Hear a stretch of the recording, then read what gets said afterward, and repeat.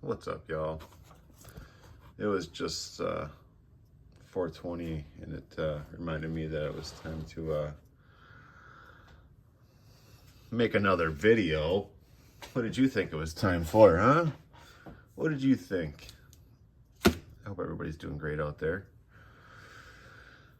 Oh, so yeah, I met Hulk Hogan this week. That was pretty fun. Like, no, I'm serious. He was in my state, and finally, I mean, we're the freaking like Miller Coors or Molson Coors and Miller Time headquarters, aren't we? I mean, here in Milwaukee, I think we have more bars than we do churches. So, ended up with a couple signed 12 packs. Actually, had 3 of them, and gave one to my buddy Joe for his birthday. And so, yeah, I met Hogan Tuesday. I had my mid-year performance review for work, so I couldn't go to the appearances I was hoping to, but it worked out good for me because Walmart was one of the appearances, and it was not on the list. Walmart did post it on Facebook, and so I saw that separately, and people were like sending it to me because, you know, like friends and family, like they know like what I'm into. They know I like the Hulkster. They know I'm a Hulkamaniac, right?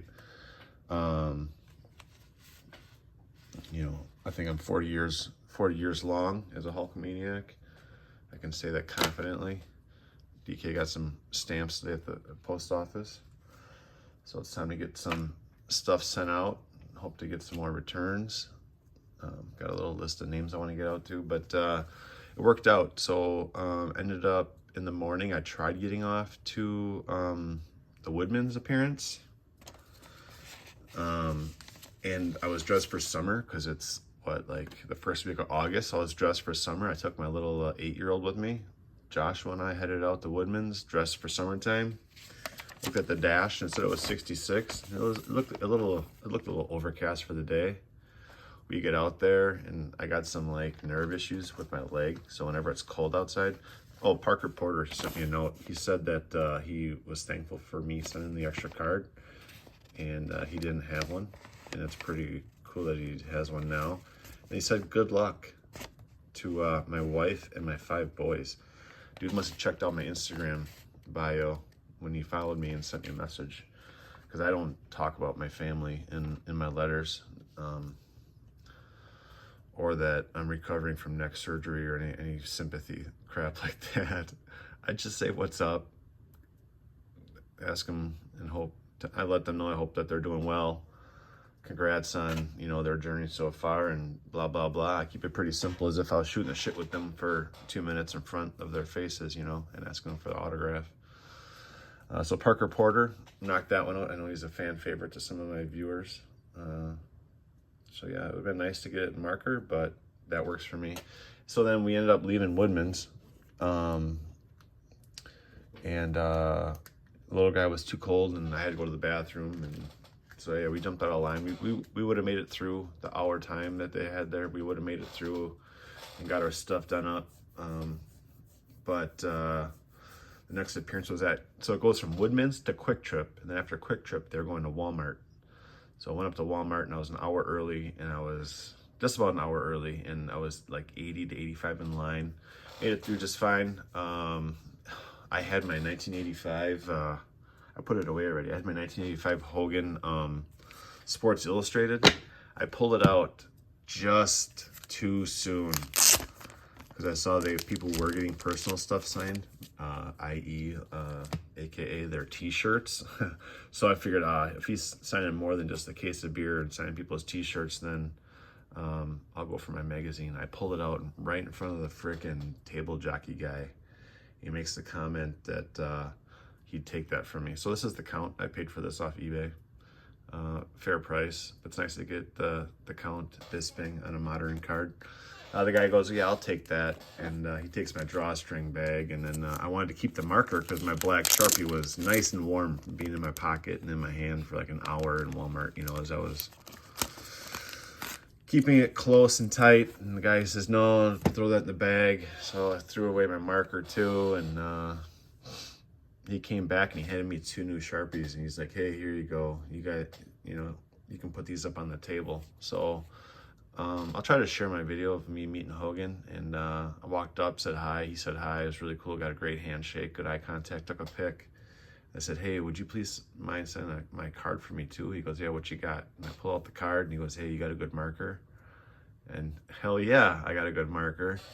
That dickhead over there gave me this marker. So I got Hogan on this brand new, super sharp black Sharpie, and he took his time. It was really cool how it all worked out. And I've met Hogan one other time in Florida when I flew down there and ended up joining up with my wife and a couple of my kids that had left before me. But I had went down there just to meet him and then finished the vacation with my wife and a couple of my kids. But that turned out great because he did not use the let's call it the box marker or the beer Sharpie. So let's get to this now. I met Jose Aldo, and I had my son Joey with me, and my son Joey, I had to admit it, I'll bend the knee. The kid's good. He's good in person. He's not good on prepping and knowing what to take with you. But my son Joey, once he is in action, chasing autographs, he gives no fucks. We kept going back for 1 or 2 more each time. And this was not one of the ones that I had Jose sign in person. This is one I traded for, actually. I traded away a card to get this one.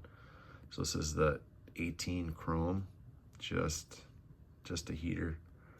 Looks like he's giving a flying knee to Max there.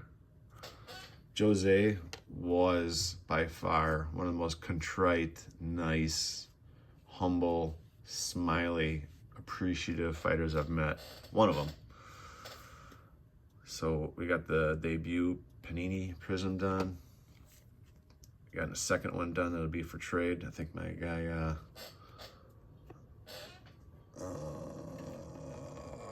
shit, I forgot his name. Huh.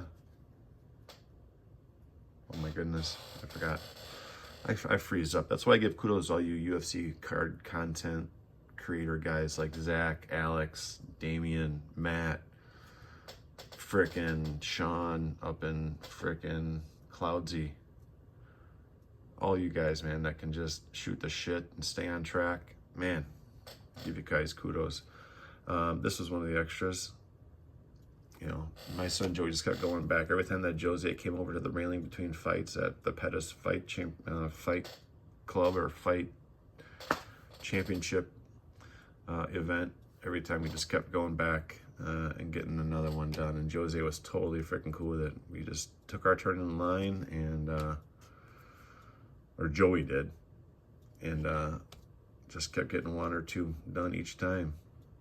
And he was totally freaking A-okay with it. Just kept signing for us because we weren't dropping, as they call it, dropping, you know, a big sheet of cards on him all at once. And we were taking our turn in line, or Joey was taking his turn in line in between fights whenever Jose would come up to sign and take pics with people. So yeah,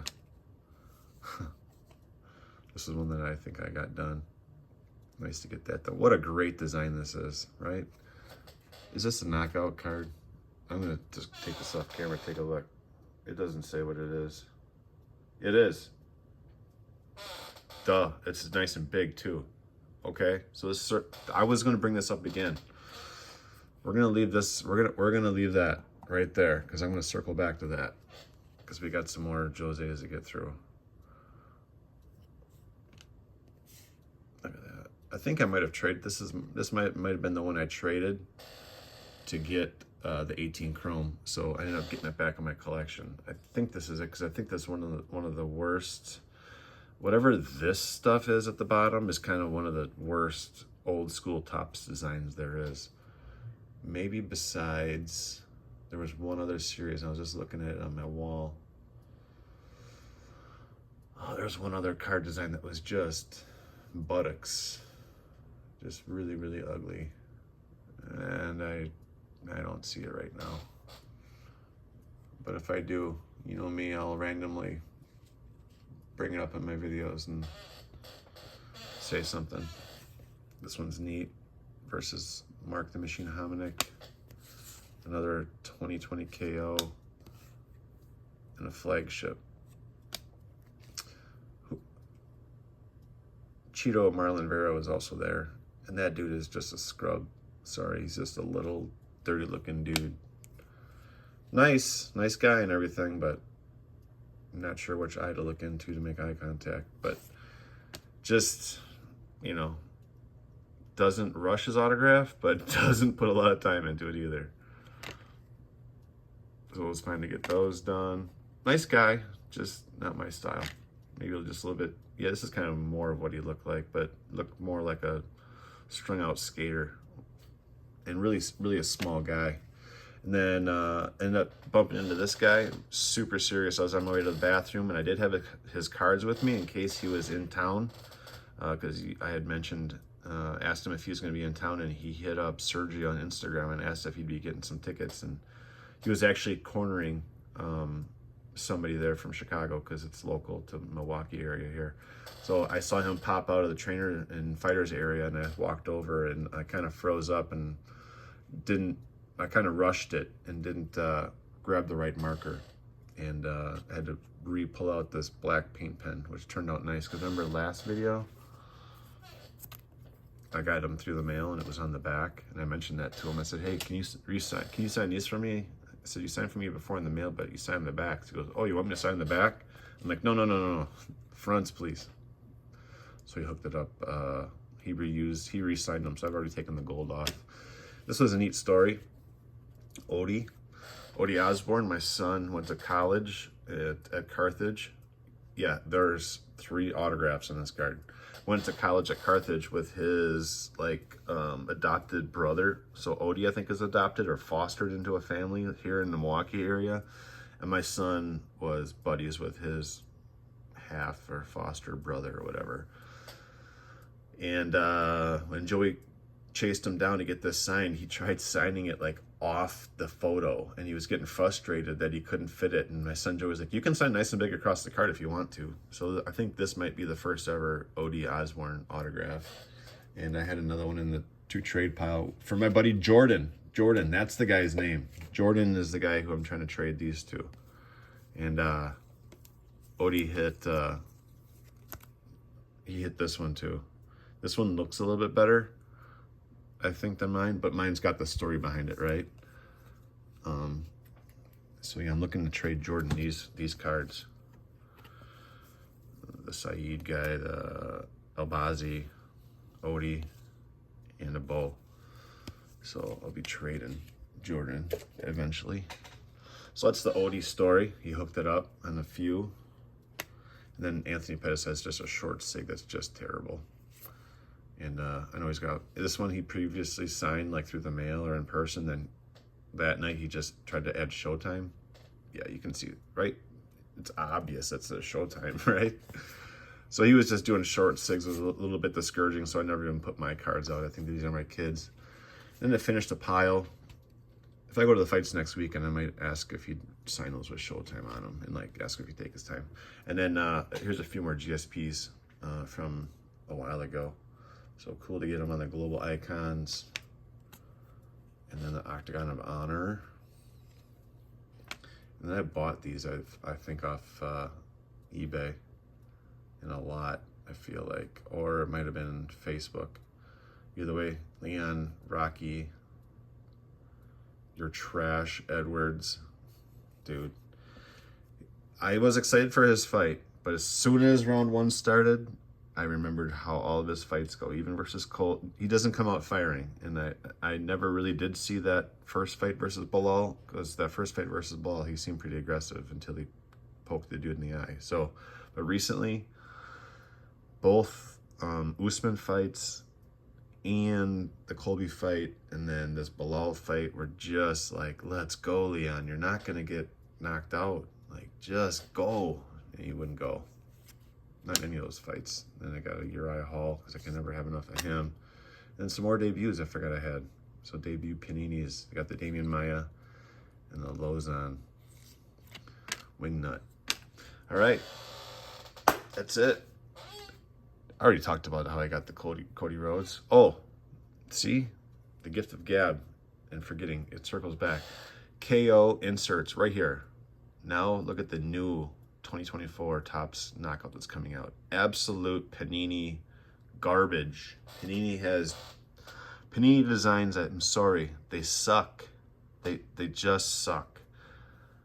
You need to have classic KO stuff. And yes, by accident, I grabbed this, and I think this is out of finest. This is not KO. But all I had to do, guys, I have freaking cards right in front of my head, right here.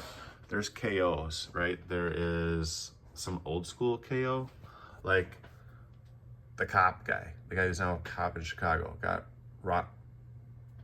Mike Russo, right? Another KO would be, let me back up. Like, here's a KO design. I think this might be the one design I wasn't really a big fan of right there. Clean, right? Where's another one? I got one on the table here. This is like 2012 KO, or is it, yeah, 2012 or 2011 KO? Just clean, right? Clean and simple. And yeah, no, I don't have the inserts out right now, but let me see if I got another KO around. Of course, I've seen them all. Like, here's a green one, nice and classy. Then we had the 2020, we saw that. What the heck? I could have swore I had a 2013 out here, or 2014. Anyways, just look at the older Topps knockout designs and compare them to the new stuff. And the new stuff just looks like Panini artists made their way over to the UFC Topps department, and they're doing the designing. I'm just not a fan. And I'm keeping this red patty. I had it up on eBay. Yeah. No, I'm keeping this one. So we took that down. Just not enough interest in it. But the green one, that green one went for $300. It had some surface issues that were clearly shown and described in the auction. And the dude obviously had to pay for the auction. And then dude tries canceling it because he bought it by accident. No, sorry. You bought it on purpose, and there's no takebacks. And you got it for $150 less than the other number to 4 patty. All I'm seeing is really old KO up here.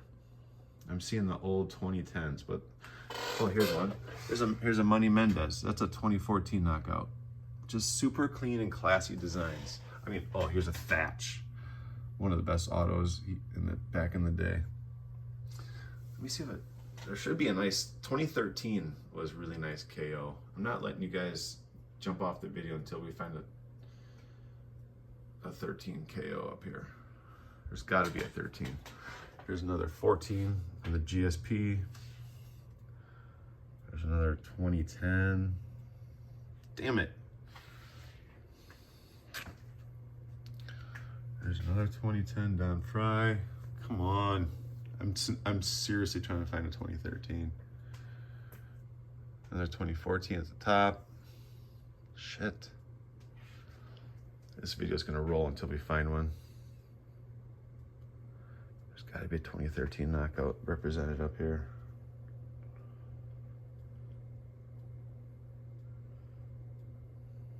Nope.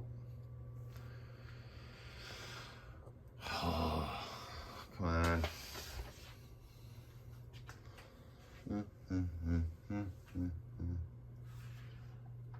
Dude, I did a bad job. There's no duplicate fighters up here. Oh, here we go. Banger. Luke Rockhold. That's a 2013 knockout. Look at that. And I think what I think is more not appealing in the KO that we're seeing online from Topps Panini is the inserts. The inserts they just scream Panini to me. Sorry, I'm not a fan. Way too long, but I hope you guys enjoyed something from this video if you skipped around. But have a great weekend. We'll talk to you later.